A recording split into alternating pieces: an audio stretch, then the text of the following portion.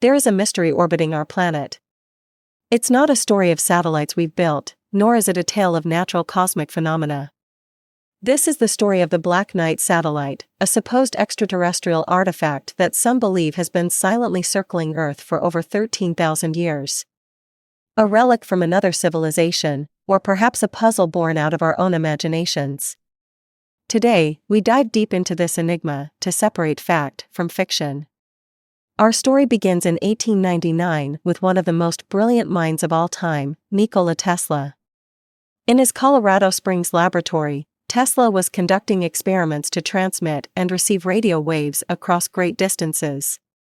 But during one of these experiments, he encountered something unexpected and unusual, repeating signal from space. Tesla described the signal as a repetition of numbers that seemed to be coming from beyond Earth. He believed he was intercepting a message from an intelligent source, possibly from Mars. Skeptics have since argued that Tesla may have detected natural radio waves from celestial objects, but others see his discovery as the first recorded evidence of the Black Knight satellite. In the years following Tesla's discovery, the world's fascination with space grew. By the 1920s and 1930s, amateur radio operators began reporting similar strange signals. These echoes, known as long-delayed echoes or LDEs, would often bounce back to Earth seconds or even minutes after being transmitted, an anomaly that defied scientific explanation at the time. I remember hearing the echoes and thinking, this has to be interference. But the timing was so precise, it felt deliberate, almost as if someone, or something, was sending them back. The mystery deepened in 1960, when a U.S. radar installation picked up an unknown object in orbit around Earth. This object, which seemed to be in a polar orbit, was puzzling because no human-made satellite had yet been launched into such an orbit. Polar orbits are ideal for surveillance because they allow a satellite to pass over the entire surface of the planet as the Earth rotates. But this object wasn't ours, and it wasn't Soviet either. At the height of the Cold War, any unidentified object in space was a cause for alarm. The media quickly picked up the story, and speculation ran wild. Some believed it was a secret Soviet satellite, while others began to whisper about the possibility of extraterrestrial technology. On March 7, 1960, Time magazine published an article about the mysterious object, describing it as a dark satellite with no known origin. This was the first time the public began associating the object with the term Black Knight, though the name itself wouldn't become popular until much later. But what exactly was this object? Could it truly be evidence of an ancient satellite placed in orbit by an advanced civilization? Or was it simply a case of mistaken identity, perhaps a piece of space debris or a natural asteroid caught in Earth's gravity? To understand the full story of the Black Knight satellite, we need to examine the evidence, both the hard facts and the theories that have captivated imaginations for decades. But first, let's look at one of the most compelling pieces of evidence, the strange signals associated with this enigmatic object.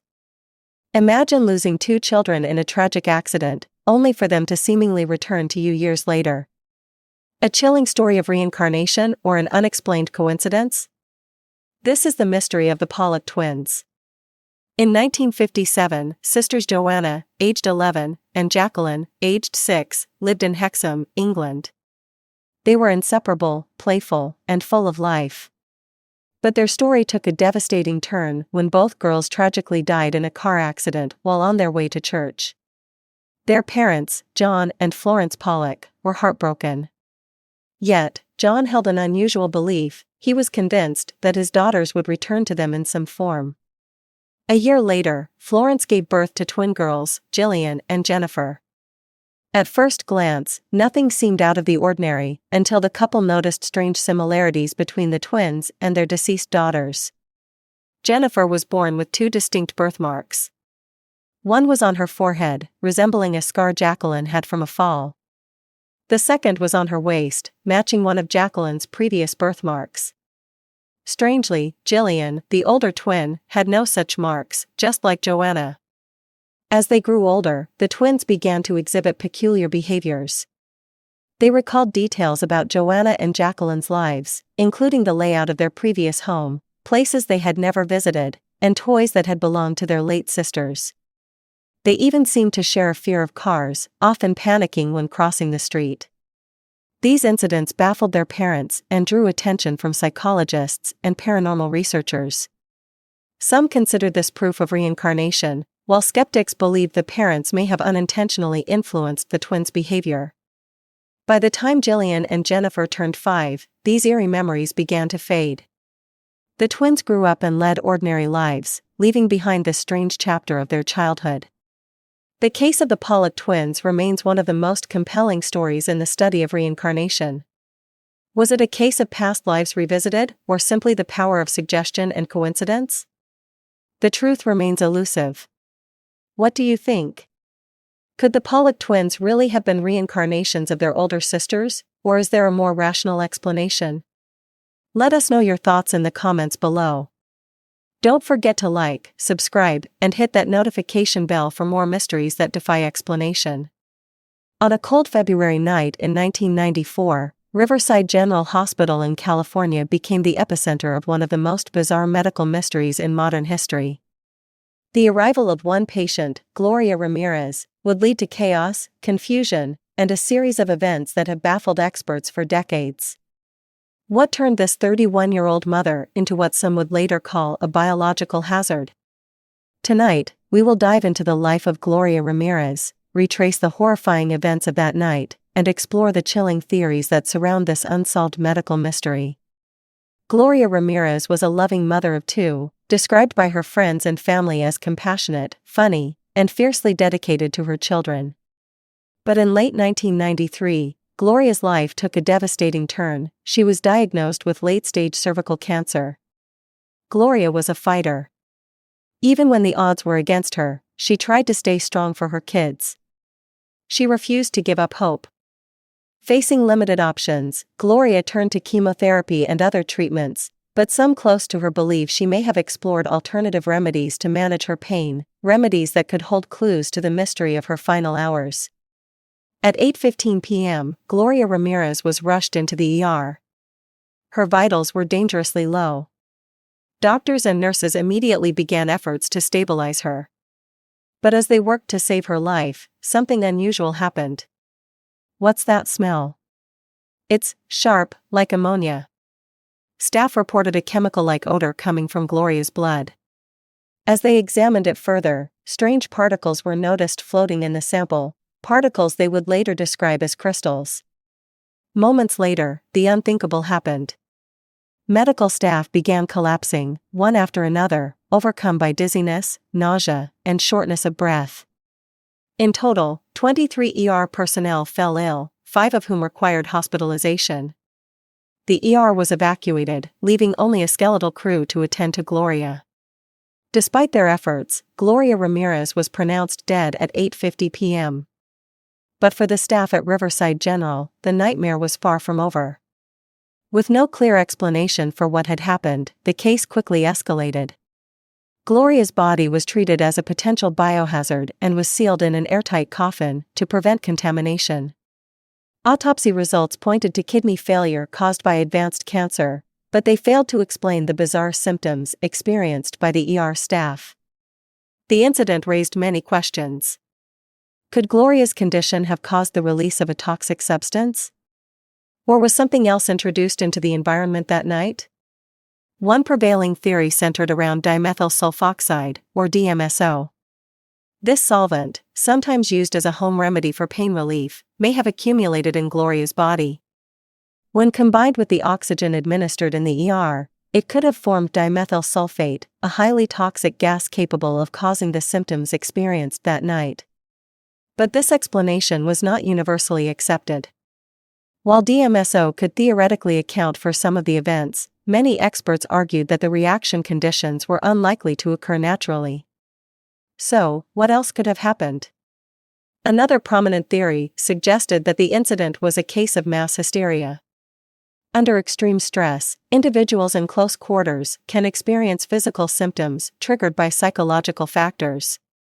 But could mass hysteria alone explain the crystals in Gloria's blood or the chemical odor? Then there were the more unconventional theories. Some claimed that Gloria had been exposed to a highly experimental treatment or even an unknown toxin.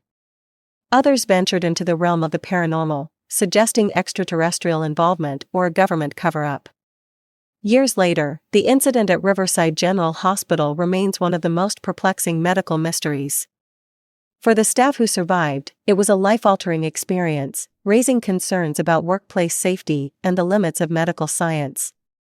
As for Gloria's family, they continue to seek answers.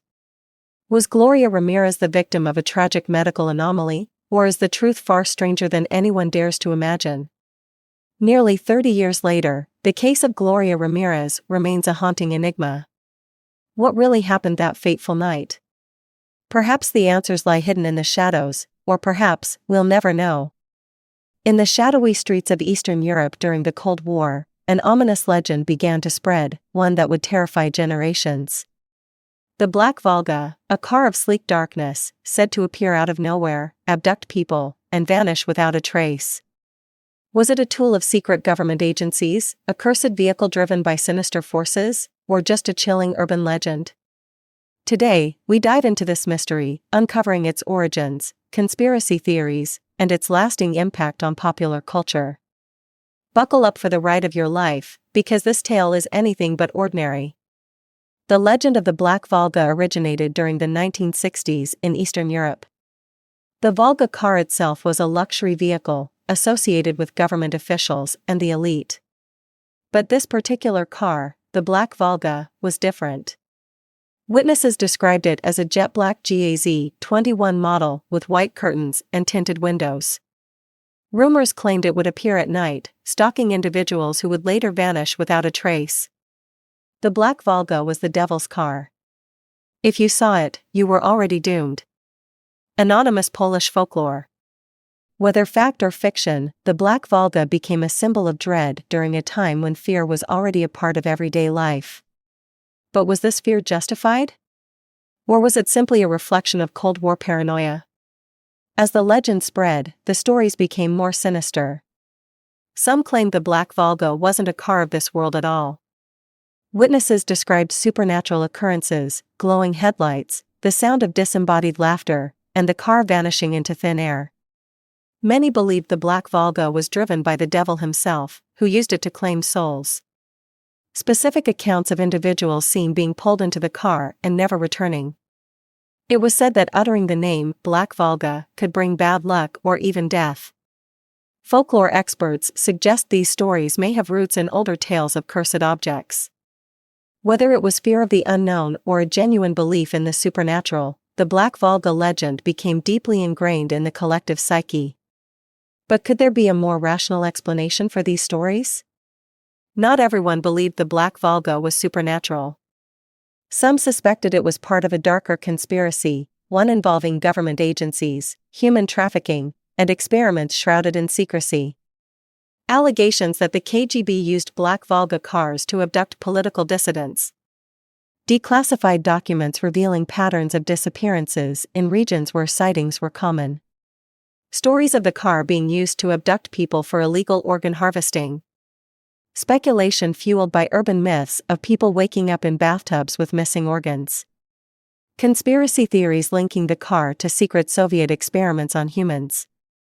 Testimonies from supposed whistleblowers who claim to have worked on these projects.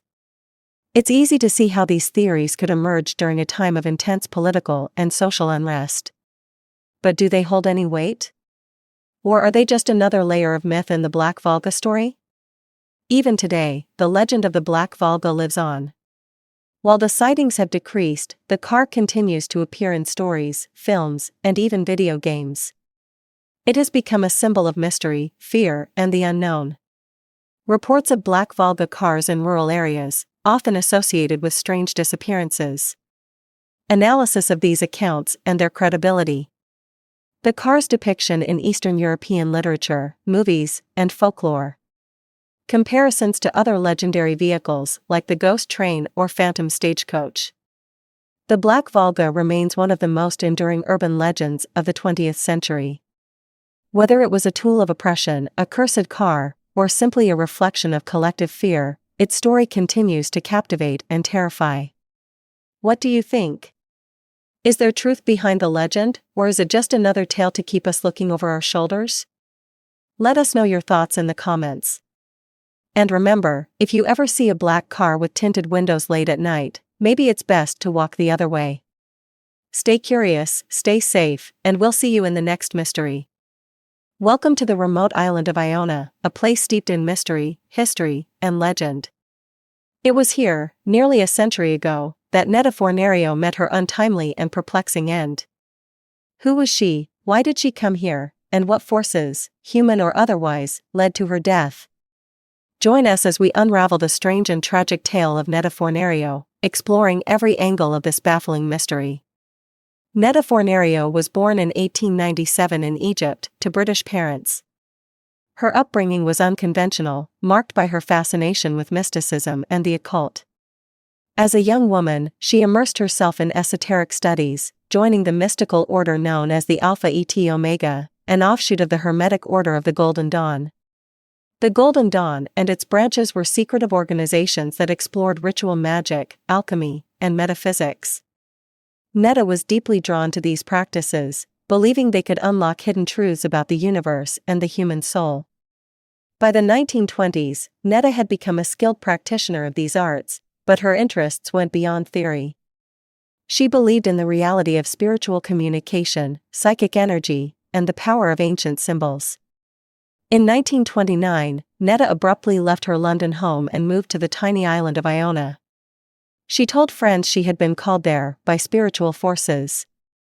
Iona has long been regarded as a sacred place, known for its early Christian monastery founded by St. Columba and its deep ties to Celtic mythology. Iona has been described as a thin place, a location where the veil between the physical and spiritual worlds is particularly thin. For someone like Netta, it would have been the perfect place to explore her spiritual beliefs.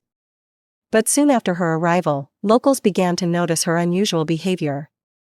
She would wander the island alone for hours, muttering incantations and carrying strange objects.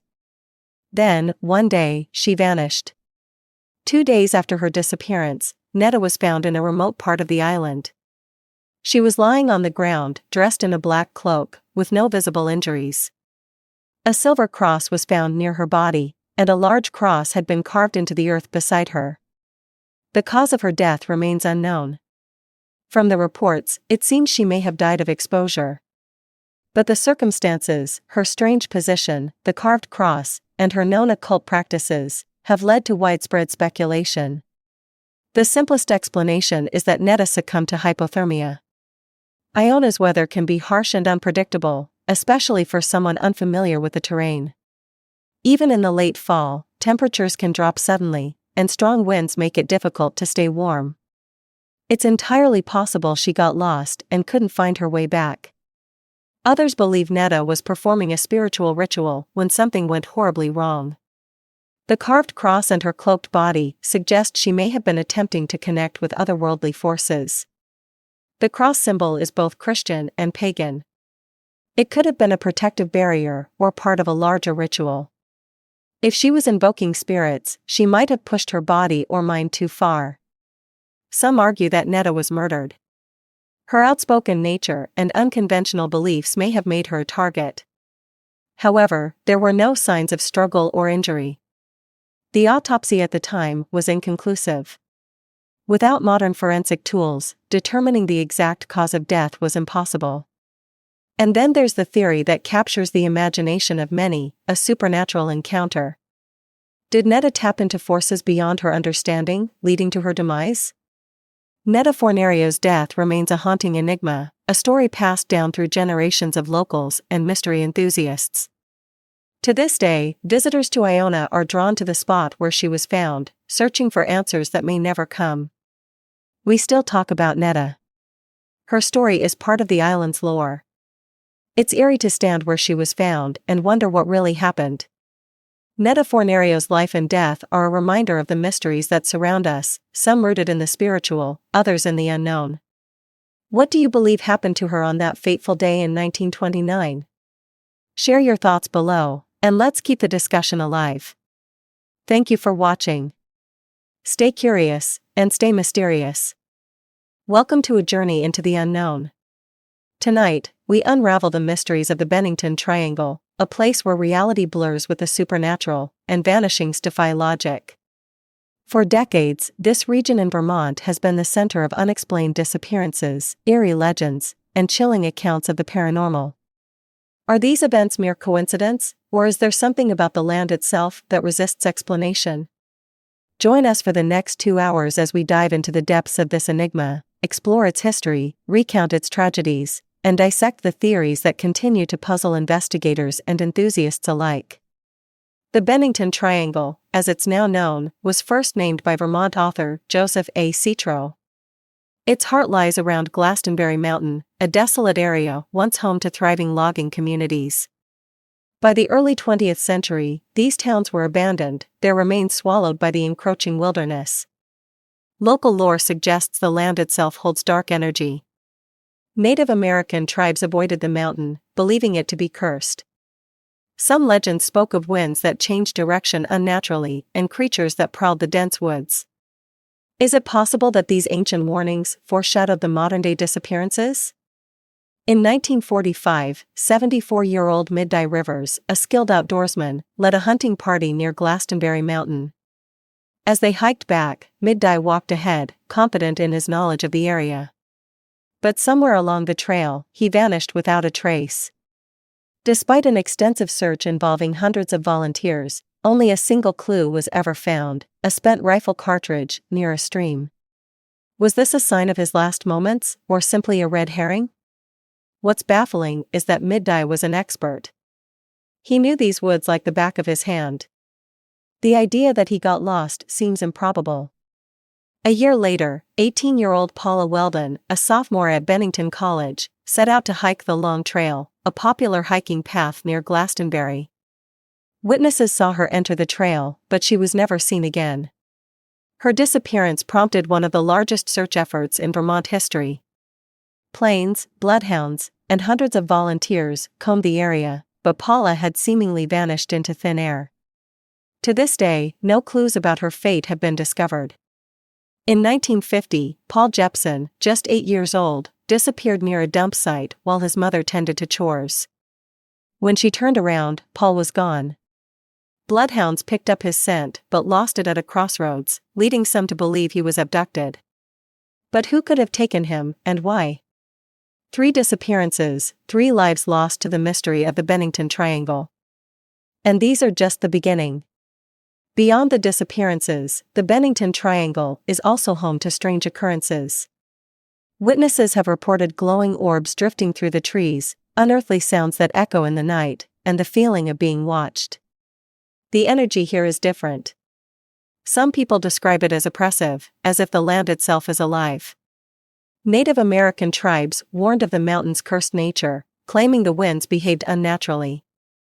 Some stories even speak of a mysterious stone portal that could transport anyone who stepped through it to another dimension. Some believe the disappearances are linked to supernatural forces. UFO sightings have been reported in the area, leading to speculation about alien abductions. Others claim that the woods are home to Bigfoot, whose presence might explain the strange sounds and vanishings. Experts suggest more grounded explanations. The terrain is rugged, with hidden sinkholes and dense underbrush. Cougars and bears roam the area, posing a potential danger to hikers. Could these natural hazards be the real culprit? Another possibility is foul play. Could a serial killer or group of criminals be responsible? The area's isolation would make it the perfect hunting ground for someone with sinister intentions. Scientists have speculated that the region may experience geomagnetic anomalies, shifts in the Earth's magnetic field that could interfere with compasses and even human perception. Could these anomalies disorient hikers and lead them into danger? Today, Glastonbury Mountain remains largely untouched, a ghost town surrounded by wilderness. Hikers and thrill seekers occasionally visit, but the sense of unease persists. People come here for the mystery, but most don't stay long. There's just something about this place that feels off. The Bennington Triangle is a place of questions without answers. Whether you believe in the supernatural, the natural, or something in between, one thing is certain: this region holds secrets we may never fully uncover. What do you think lies behind the mystery of the Bennington Triangle? Share your thoughts below, And don't forget to like, subscribe, and hit the notification bell for more deep dives into the unexplained.